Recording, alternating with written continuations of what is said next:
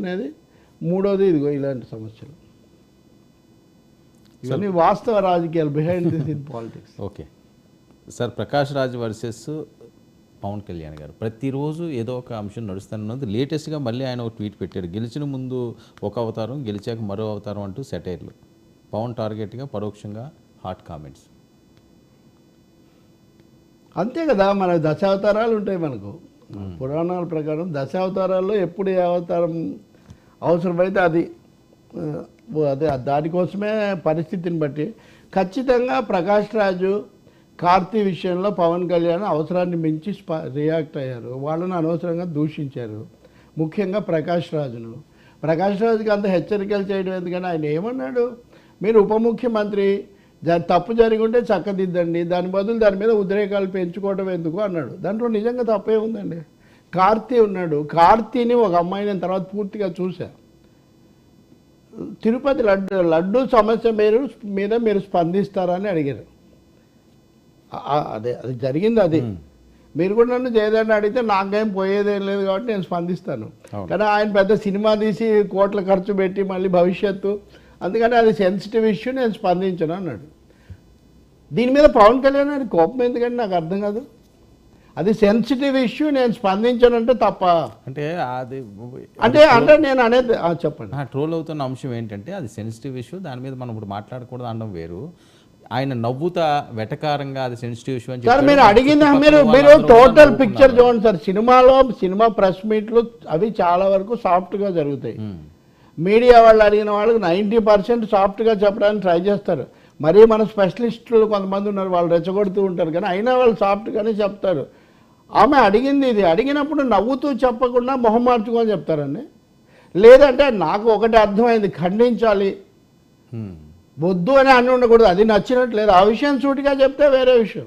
నువ్వు దాట వేస్తావా, ఖండించాలి కానీ అని పవన్ కళ్యాణ్ అంటే నేను ఐ కెన్ అండర్స్టాండ్. అది చెప్పకుండా అది జోక్ అండి, అది సెన్సిటివ్ ఇష్యూ, దాని మీద నేను మాట్లాడకూడదు అంటే ఏం దాంట్లో తప్పేమో నాకు అర్థం కాదు. ఇప్పటికి కూడా సెన్సిటివ్ ఇష్యూ కాదా? సెన్సిటివ్ ఇష్యూ కాబట్టే కదా మీరు అంతగా రెచ్చిపోయారు. ఏం మాట్లాడకపోతేనే ఇంత రెచ్చిపోయారు. మాట్లాడి ఉంటే ఇంకెట్లా ఉండేది? ఇప్పుడు నేను మాట్లాడాను చాలాసార్లు. జర్నలిస్టులో, రాసేవాళ్ళు, అధికారులు, వాళ్ళకైతే ఒక పద్ధతిలో మాట్లాడడం. ఆయన సినిమా హీరో, ఆయన వచ్చింది తన సినిమా దాని పేరేంటి, సినిమా ప్రమోషన్ కోసం. కాబట్టి దాని మీద ఆయన క్షమాపణ చెప్పాడు. క్షమాపణ చెప్పగానే మళ్ళీ పవన్ కళ్యాణ్ గారి రెండో ట్వీట్ చూడండి, చాలా జాగ్రత్తగా ఇచ్చారు. అదేదో ఘన విజయమేం కాదు. అతను మీరు మాట్లాడిన సందర్భం అది పూర్తిగా మీరు దృష్టికి వచ్చినట్లేదు. ఏదైనా నాకు భక్తి ఉంది, సాంప్రదాయాన్ని నేను గౌరవిస్తాను ఇవన్నీ చెప్పాడు. చెప్తూ అక్కడ జరిగింది పూర్తిగా మీ దృష్టికి వచ్చినట్టు లేదు అన్నాడు. ఇంకా అది నిజానికి ప్రకాష్ రాజ్ చెప్పిందే కార్తీ ఇంకో భాషలో చెప్పాడు. నేను ఏం జరిగిందో మీకు చెప్పాను, సో ఇలా అడిగితే నేను అలా చెప్పాను సార్, నేను ఎవరిని అవమానించలేదు అని ఆయన చెప్పాడు. ప్రకాష్ రాజ్ ఏమన్నాడు, మీరు చెప్పింది చూసి నేను చాలా ఆశ్చర్యపోయాను, మీరు అసలు అది నేను చెప్పింది మీరు అర్థం చేసుకున్నారో లేదో మళ్ళీ ఒకసారి ఆ ట్వీట్ చూడండి. అవును, మీరు ఉప ముఖ్యమంత్రి, మీరు పరిష్కారం చేయండి, దర్యాప్తు చేయండి అంటే నా మీద కోపడడం ఎందుకని ఆయన అడిగాడు. దాంట్లో నిజంగా తప్పేముంది? నిజం చెప్పాలంటే ఇద్దరు కూడా చాలా ఒక విధంగా మీరు అపార్థం చేసుకొని ఆవేశపడ్డారు అని జవాబు చెప్పారు పవన్ కళ్యాణ్.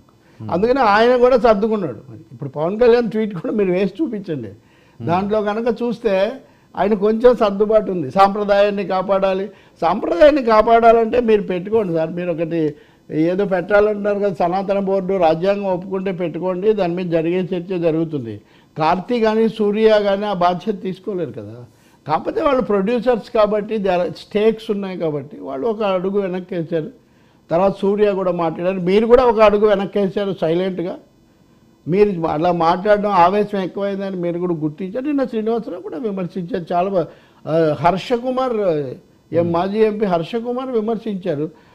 ఒక సెక్షన్ ఆఫ్ పొలిటికల్ స్పెక్ట్రంలో పూర్తిగా ఇది అంత బాగాలేదు, ఎందుకు పవన్ కళ్యాణ్ అలా మాట్లాడారు అనేది నేను మీకు కింద చూపించా కదా, ఎక్స్ప్రెస్ ఎడిటోరియల్ కూడా. చంద్రబాబును కూడా ఒక విధంగా ప్రొవోక్ చేయడానికి దారి తీస్తుందని ప్రకాష్ రాజ్ ఇప్పుడు అంటున్నారు. ఎన్నికల ముందు ఇలా మాట్లాడారా మరి?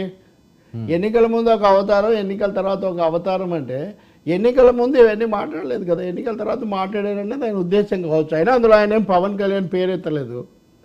ఇప్పుడు పేరెత్తకుండా మాట్లాడితే కూడా ఇంకా దాని మీద కూడా ఉలుక్కుండే ఎట్లా.